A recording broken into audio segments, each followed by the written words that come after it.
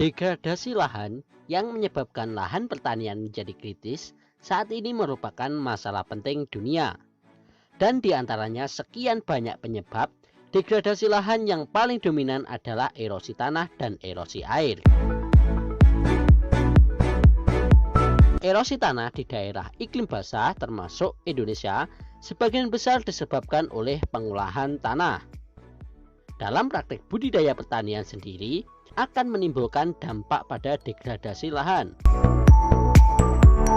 Dua faktor penting dalam usaha pertanian yang potensial menimbulkan dampak pada sumber daya lahan yaitu tanaman dan manusia atau sosiokultural yang menjalankan pertanian. Di antara kedua faktor-faktor tersebut, manusialah yang berpotensi berdampak positif atau negatif pada lahan, tergantung cara menjalankan pertaniannya. Apabila dalam menjalankan pertaniannya benar, maka akan berdampak positif. Namun, apabila cara menjalankan pertaniannya salah, maka akan berdampak negatif. Kegiatan menjalankan pertanian atau cara pembudidayaan pertanian yang menimbulkan dampak antara lain meliputi kegiatan pengolahan tanah, penggunaan sarana produksi yang tidak ramah lingkungan seperti pupuk dan insektisida, serta sistem budidaya termasuk pola tanam yang meragukan, serta pola tanam yang mereka gunakan. Dampak penggunaan agrokimia mulai dirasakan saat ini.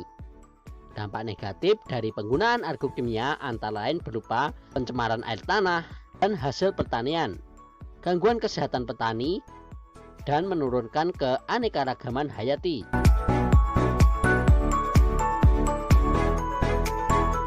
Ketidakberdayaan petani dalam menggandakan bibit, pupuk kimia, dan dalam menentukan komoditas yang akan ditanam. Penggunaan pestisida yang berlebihan dalam kurun waktu yang panjang akan berdampak pada kehidupan dan keberadaan musuh alami, hama, dan penyakit, dan juga berdampak pada kehidupan biota tanah. Hal ini menyebabkan terjadinya ledakan hama, penyakit, dan degradasi biota tanah. Perlu difikirkan pada saat ini, residu pestisida akan menjadi faktor penentu daya saing produk-produk pertanian yang akan memasuki pasar global. Penggunaan pupuk kimia yang berkonsentrasi tinggi dengan dosis yang tinggi dalam kurun waktu yang panjang menyebabkan terjadinya kemerosotan kesuburan tanah karena terjadi ketimpangan hara atau kekurangan hara lainnya, dan semakin merosotnya kandungan bahan organik tanah. Akibat penggunaan pestisida dan herbisida yang berlebihan pada tanah akan dibahas di sini. Tapi sebelum lanjut videonya, silahkan teman-teman klik tombol subscribe bagi yang belum subscribe di bawah. Like jika teman-teman suka konten seperti ini dan bagikan ke teman-teman yang lainnya agar teman-teman yang lain tahu apa yang kalian tahu.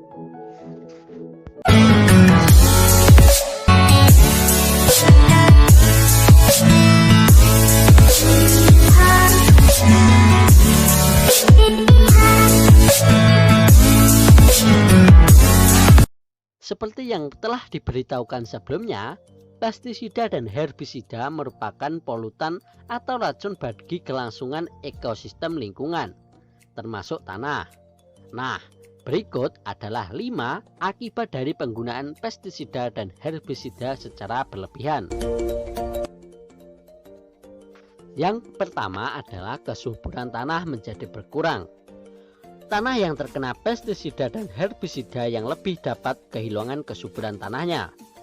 Hal ini terjadi karena cacing tanah yang membuat tanah gembur menjadi berusaha untuk menghindar bagian tanah yang terkena pestisida tersebut.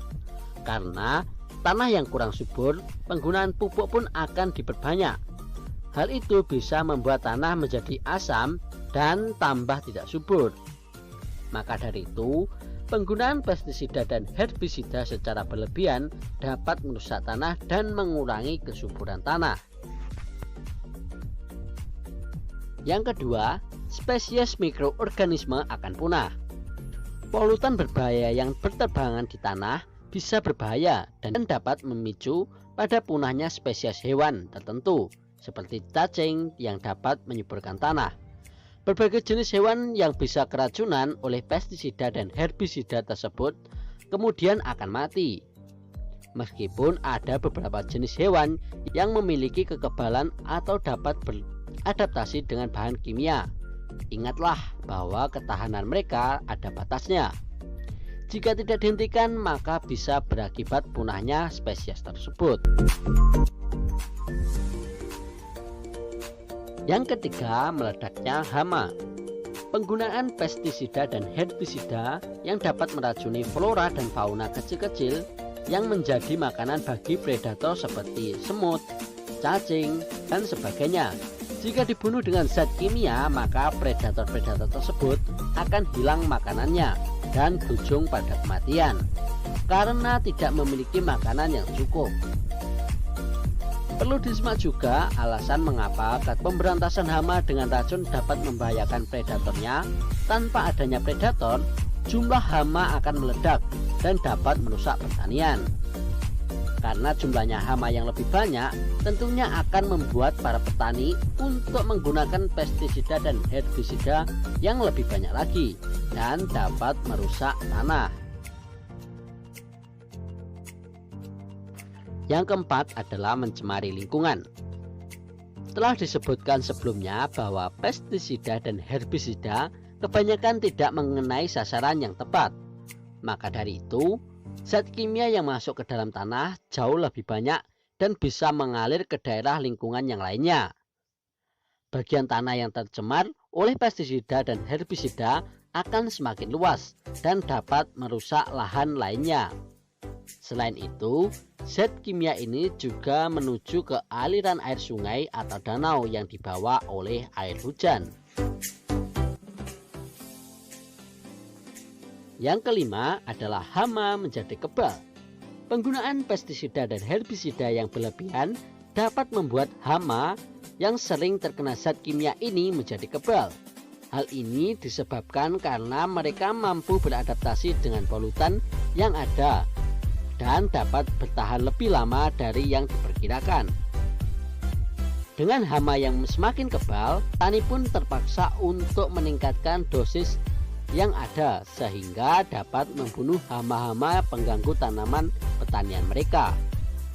Hal ini dapat berlangsung terus-menerus hingga penggunaan pestisida dan herbisida semakin meningkat di luar kendali dan merusak tanah serta tanaman itu sendiri. Nah, mungkin itu teman-teman 5 pengaruh penggunaan herbisida serta pestisida secara berlebihan. Semoga teman-teman bijak ya dalam menggunakan herbisida dan pestisida dalam pertanian milik teman-teman semuanya.